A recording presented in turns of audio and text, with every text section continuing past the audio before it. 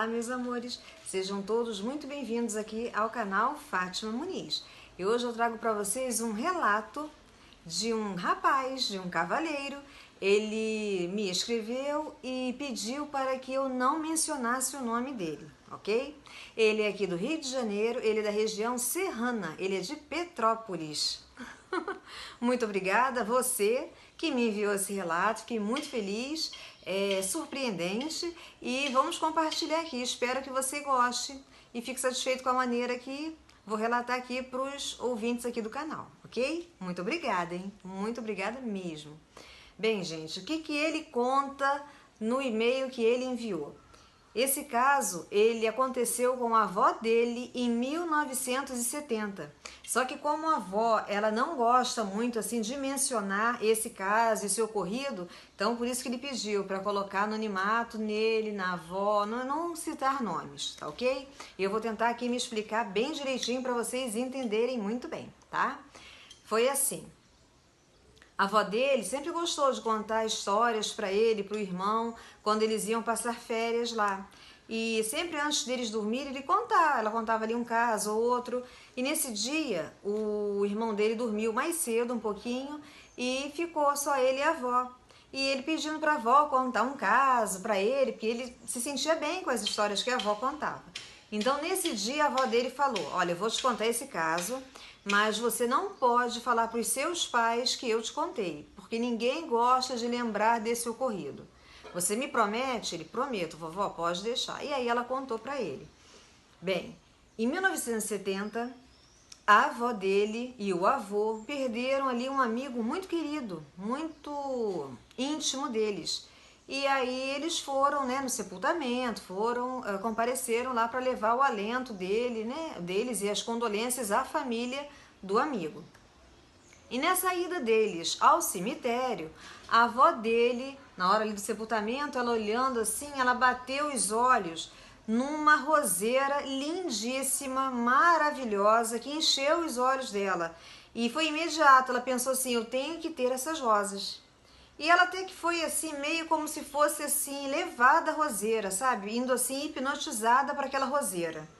Pegou ali, a roseira estava plantada assim num vaso muito bonito ao lado da lápide no cemitério, em Petrópolis.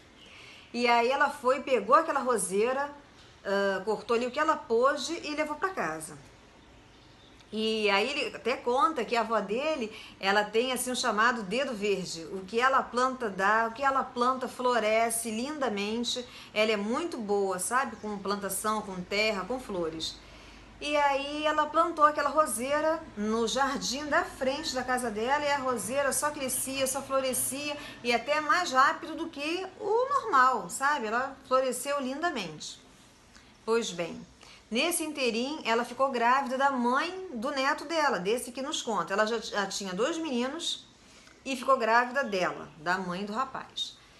E aí, ela grávida, a gravidez já até um pouquinho assim adiantada, ela não queria ficar sozinha à noite. E o esposo dela chegava sempre de madrugada do trabalho. Aí ele mesmo sugeriu que ela chamasse a irmã dela para passar ali daquele período até o final da gravidez com ela, para ajudar, e se ela passasse mal, chamar alguém, socorrê-la, né? Então ela convidou e a irmã aceitou. Então na casa sempre ficava ela grávida da mãe dele, que está relatando o conto aqui pra gente, e os 2 filhos, meninos, 2 meninos, rapazotes, né?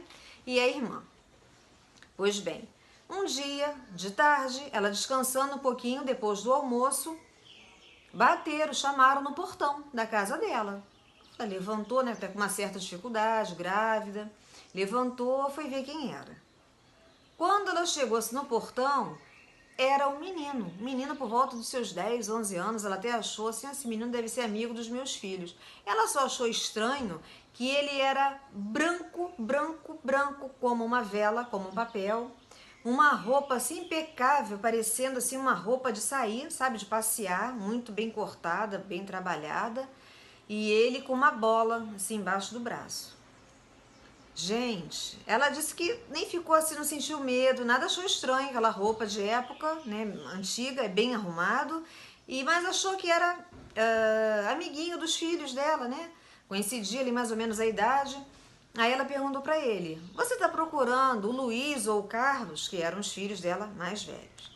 Aí o menino, sério, sem falar nada: que foi, meu filho? Você quer um lanche? Você está com fome?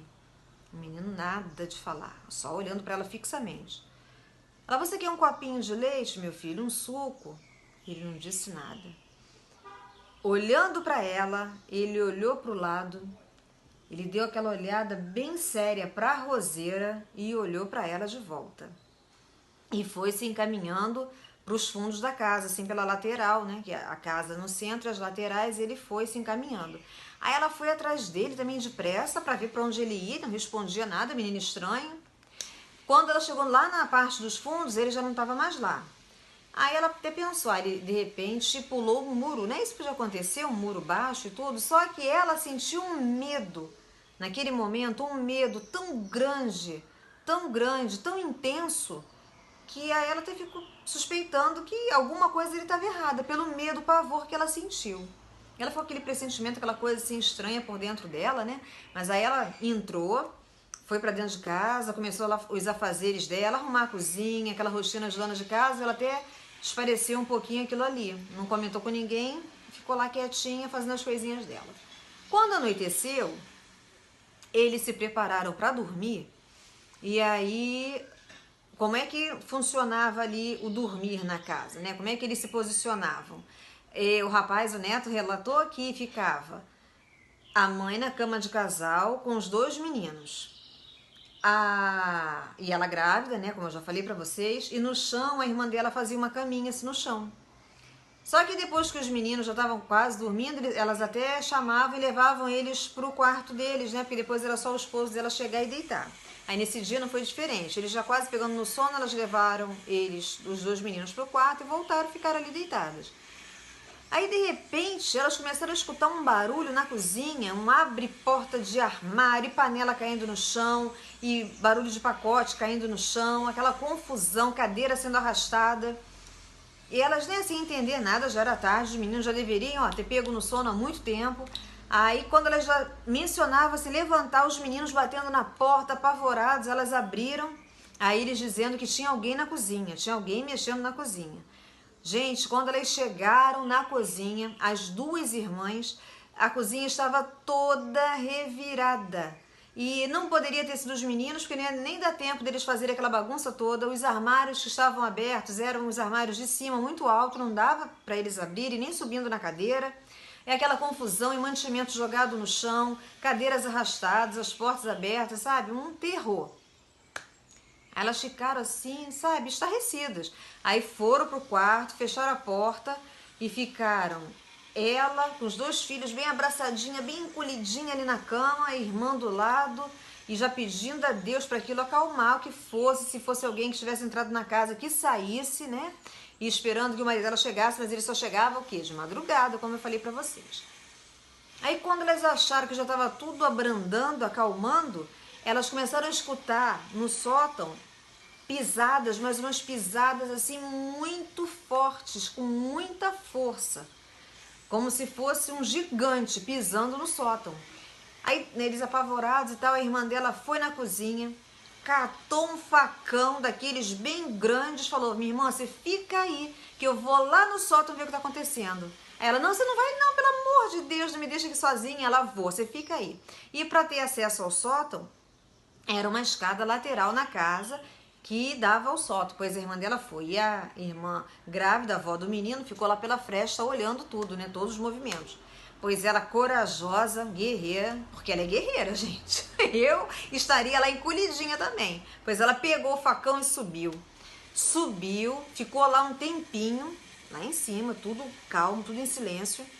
Ela desceu e foi para a cozinha. E daí vou contar para vocês o que aconteceu.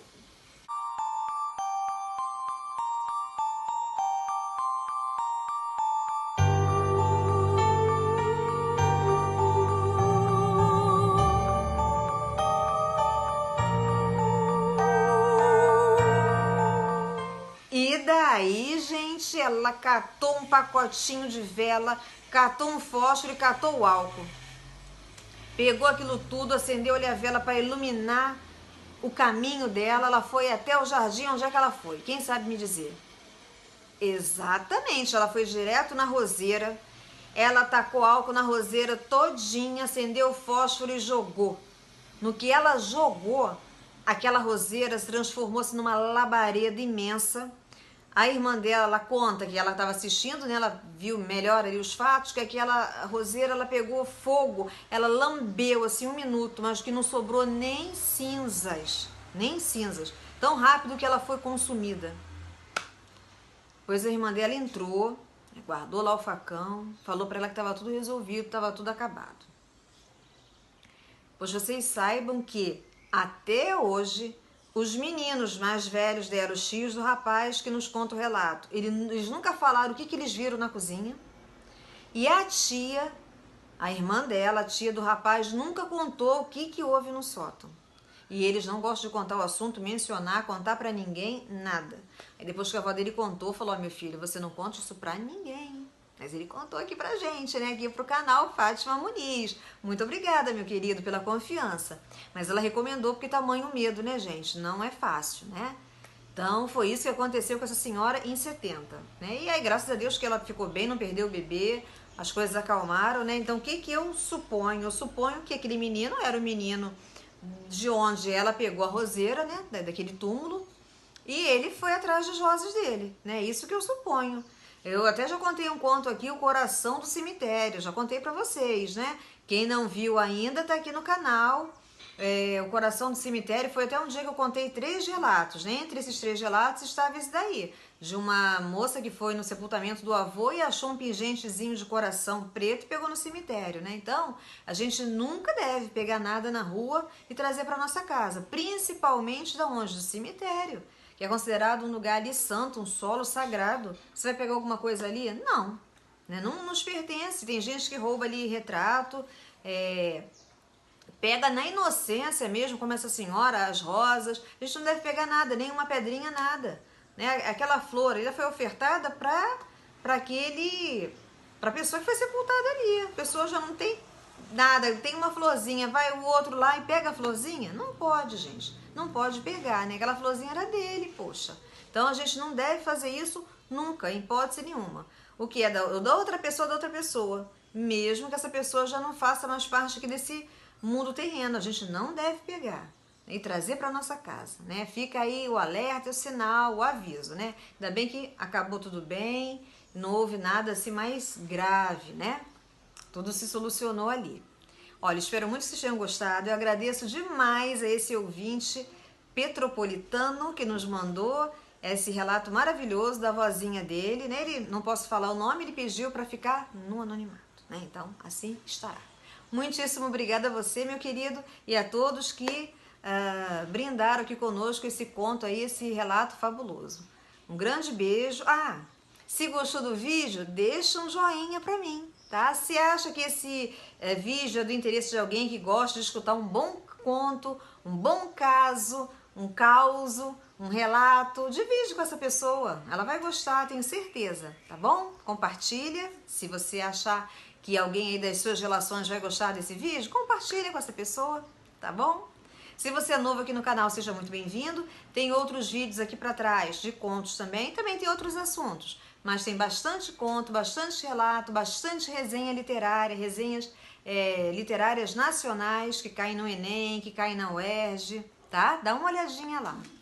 Se quiser enviar aqui um relato, um conto, escreva para relatosdefantasmas, tudo junto, @hotmail.com e deixa lá. Vai ser um prazer dividir aqui com todo mundo a sua história, tá bom? Grande beijo de carinho, fiquem com Deus e até o nosso próximo encontro. Aqui as rosas, ó.